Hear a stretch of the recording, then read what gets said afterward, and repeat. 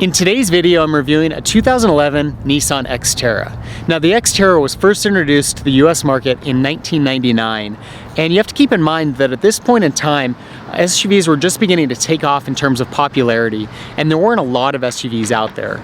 There were some good options, and you had some great staples in terms of off-road capability, such as the Toyota 4Runner and the Jeep Cherokee.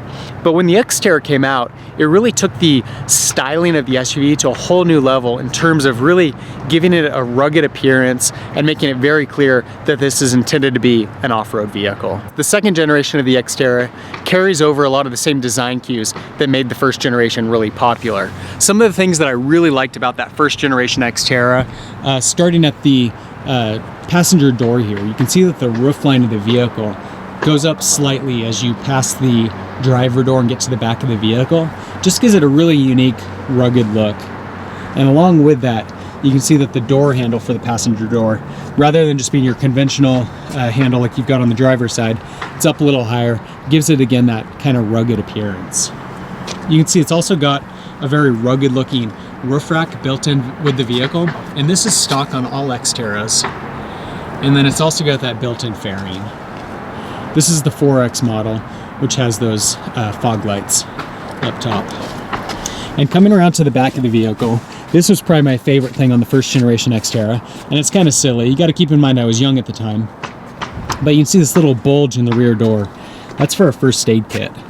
And the fact that a vehicle needs to have a little bulge in the rear door for a first aid kit is just kind of a clue as to the type of shenanigans that you might be able to get into with this vehicle driving off-road. The fact that you would need a first aid kit.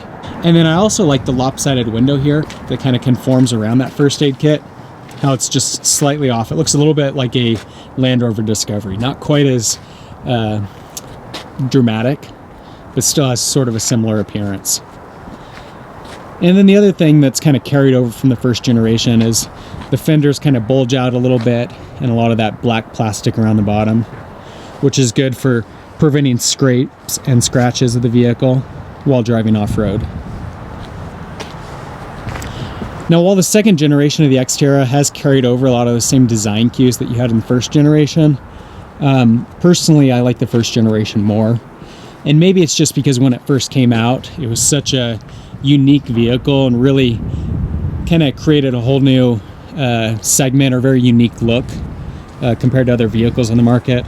In this one, I feel like they just tried to kind of take those same design cues and make them a little bit bigger, more dramatic, and kind of lost the original character of that vehicle. I mean, obviously you can tell that it's similar to that first generation model, but it just isn't done as gracefully.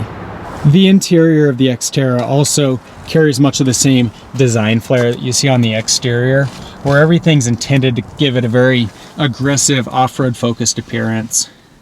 See those white gauges in the back, the 3-spoke steering wheel. All the knobs and dials in the vehicle have a very large, dramatic size and style to them.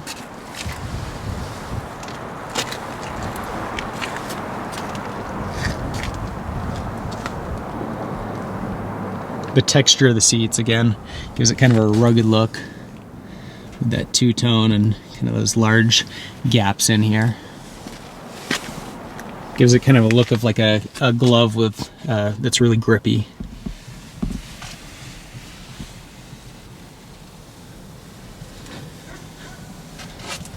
Styling wise, you know, while they try to make it fairly unique on the interior, overall, you know, it's nothing super exciting, and given that this is 2011, definitely shows its age. The fact that they started the second generation in 2005 and discontinued in 2015 is an indication that they didn't really do much to continue to update the vehicle over the years. You know, those poor sales volumes, while they may blame it on fuel economy and lack of interest from buyers, the fact that you have a vehicle that's 10 years old that's still being produced with not a lot of updates definitely is one of the issues there. And obviously a big piece of it too is that you know, buyers are less into true SUVs these days. Crossovers are much more popular. Back seat's got a lot of headroom, lots of legroom. So this is a very spacious vehicle, great family car for sure. Not the most comfortable, but given that it's an SUV that's a true SUV, not just a crossover, I'd say it's plenty comfortable. When you open the rear hatch here, see it's a very spacious compartment here, so plenty of space for cargo.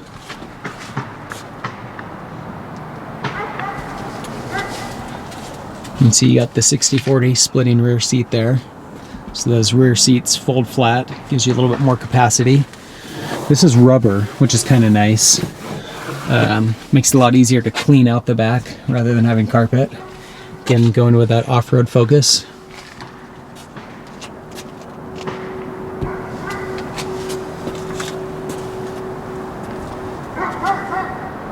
Now you'll see that this is the Pro 4X model. It's got the little Pro 4X here. With that, you get a few styling changes.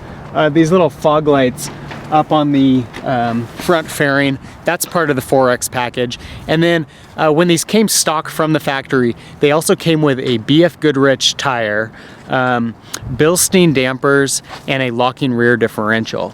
And so, you know, while I say that this vehicle has the appearance of an off-road vehicle, it's actually quite capable in off-road conditions as well.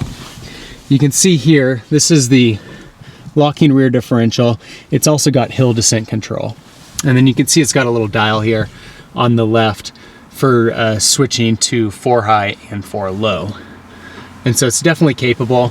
The Xterra operates in 2-wheel drive in standard form. And so it's either 2-wheel drive or you can throw it into that 4-wheel drive. So it's not an all-wheel drive system like you have in a lot of crossover vehicles. The Xterra's got a pretty good startup sound. Got a nice tone to that exhaust. The 261 horsepower gives it a pretty good little rumble. For a vehicle of this size and these proportions, you don't really expect something that's a great performer in terms of acceleration, but it's got a lot of power. Got a little acceleration coming onto the road here.